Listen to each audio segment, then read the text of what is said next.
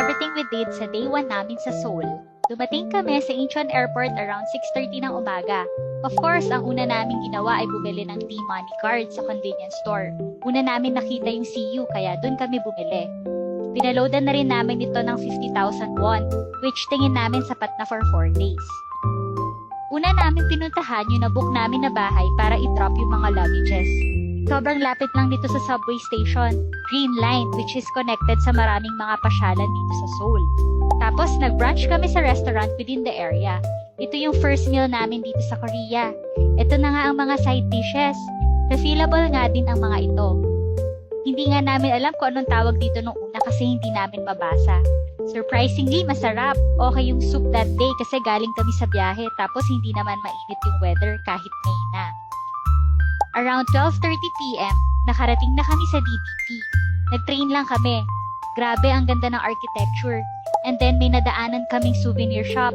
Napabili na agad ng pasalubong first day pa lang. May nadaanan din kaming barbecue at gimbap. Sarap din ito at mas mura kaysa sa Myeongdong. After nga nito ay nag-train kami papuntang Songsu. Around 2 p.m. kami nakarating.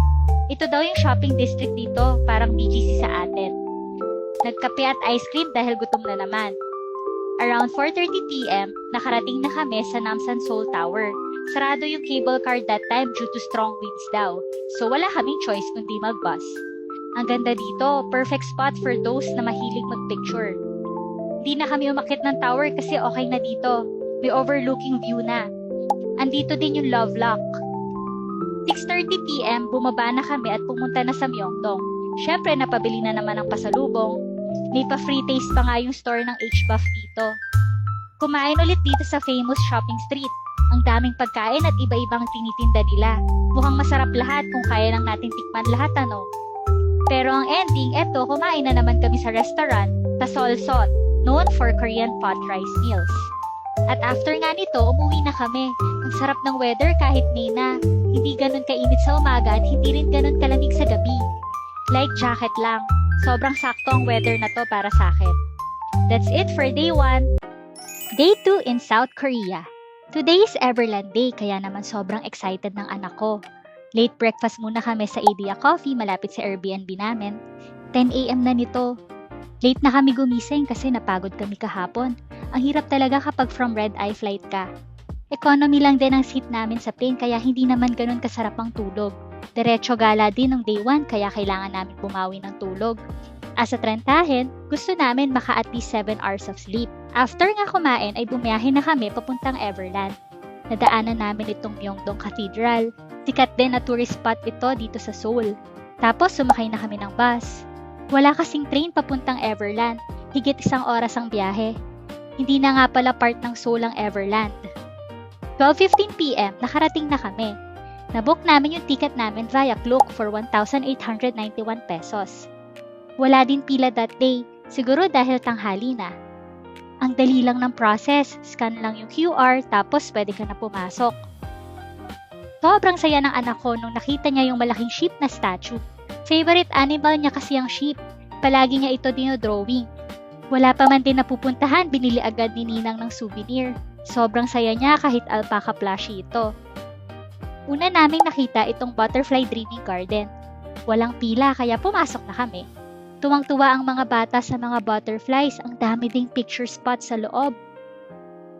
After nga niyan, nagutom na kami. Sa tapat lang merong restaurant, yung Oriental Noodle. Yung couple set ang in-order namin. May ramen, udon, burger patty at 2 Coke in can. Ang dami ng serving kaya naghati na lang kami ng anak ko at ni Dad. After kumain, pumunta na kami sa Panda World. Ang balak nga namin ay unahin itong Zootopia at manood ng mga animal shows bago mag-rides. 30 minutes waiting time dito sa Panda World. Isa sa mga sikat na pinupuntahan ito dito.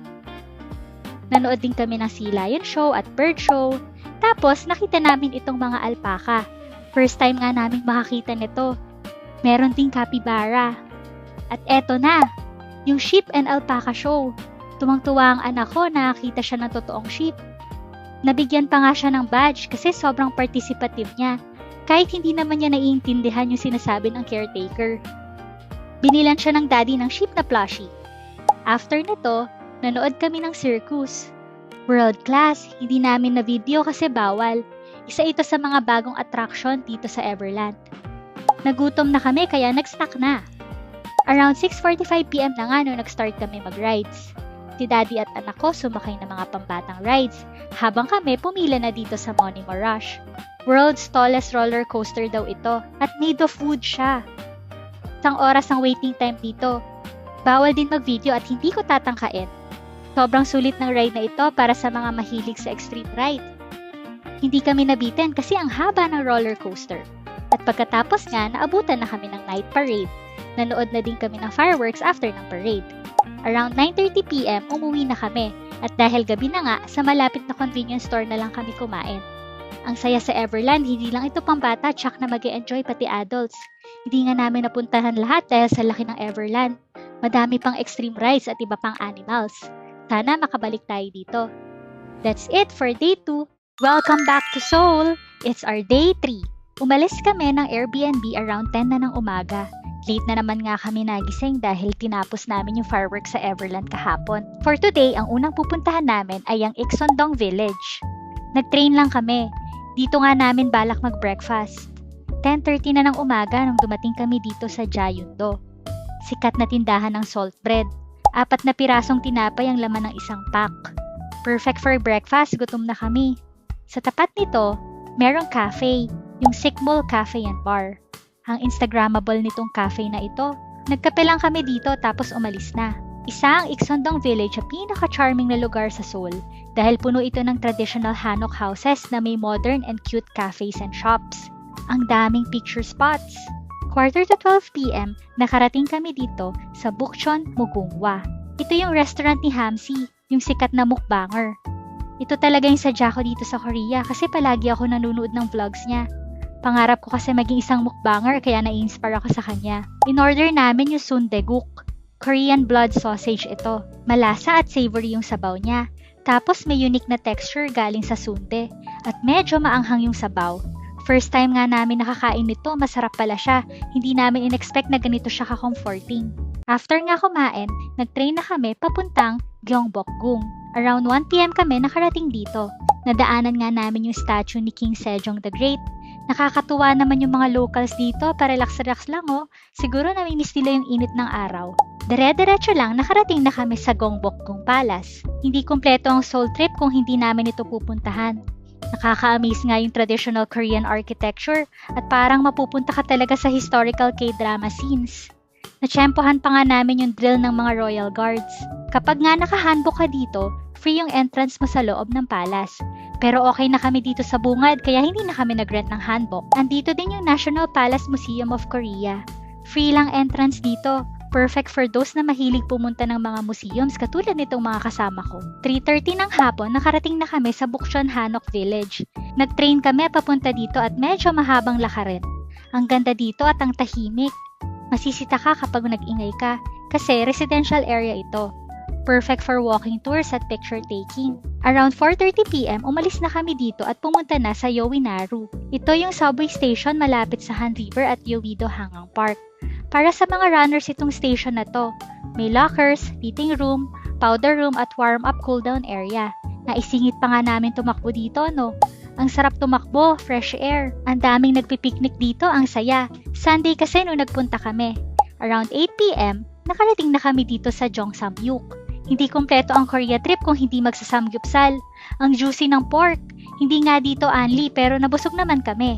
Hindi lang basta kain, full experience talaga. Feeling namin nasa K-drama. Napa-order pa nga si Daddy ng soju eh. Around 9:30 PM, umuwi na kami. Ang saya ng araw na ito. Chill lang yung itinerary tapos nakapag-run pa nga sa gilid ng Han River. Napaka-surreal na experience. That's it for day 3. It's our last day in South Korea. Ang una naming pupuntahan today ay ang Gwangjang Market. Doon nga namin balak mag-breakfast.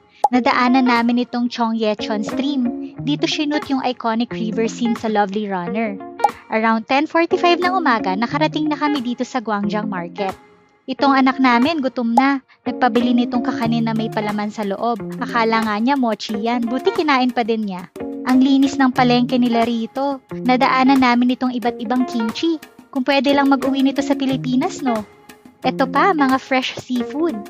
Tapos mga side dishes ata ito. Ito naman parang mga turo-turo sa atin. Isa rin sa mga dahilan kung bakit sumikat ang market na ito internationally ay dahil na-feature sa Netflix series na Street Food. Nadaanan nga namin yung stall na yon at dito na din namin napiling kumain. Ito yung Bean Detok, crispy mung bean pancake. Ang sarap nito. Mahilig kasi talaga ako sa ukoy at yung empanadang Ilocos kaya nagustuhan ko din talaga ito. Same vibe sila. Tapos nadaanan namin itong Ilho Coffee Bar. May championship level coffee background ng barista kaya masasabi mo na seryoso sila sa beans at brewing. Ang haba nga ng pila dito nun eh. Habang nakapila sila, bumili muna ako sandali sa Olive Young ng skincare. Katabi lang nitong coffee shop. Okay sa Olive Young kasi instant tax refund sa store. Around 12:40 PM, nakarating na kami sa Starfield Library. Impressive talaga itong library na to. Medyo madaming tao lang nung nandun kami. At 1 PM, kumain kami dito sa Gobong Samgyetang. Nasa loob din ito ng COEX Mall. Michelin pala ito. First time ko kumain ng samgyetang, ang sarap. Kalasa ng arroz caldo. Nakaka-amaze din na isang buong manok ito per serving. Matabang ito at ikaw mismo yung maglalagay ng asin dito, which is ganun talaga dapat ang pagkain nito. Sa gilid nga ng mall, andun yung statue of Gangnam Style. Ang daming nagpapapicture dito at sumasayaw pa. Bago nga kami bumalik sa Airbnb namin para kunin yung luggages namin, nagbingsu at matcha muna kami dito sa Starbucks. 4 PM, sumakay kami ng K-Ride papunta sa pinakamalapit na airport railroad line. Tapos, sumakay kami ng Arex papuntang Incheon Airport para bumalik na ng Pilipinas. At doon na nga natapos ang Korea trip namin. Ang dami pa naming hindi napuntahan tulad ng Hongdae, Suwon at marami pang iba. Hindi nga din kami nagpunta sa Nami Island kasi normal na kulay green lang yung mga puno ngayong season. Maganda siguro pumunta doon pag autumn. Sana makabalik tayo. Thanks for watching!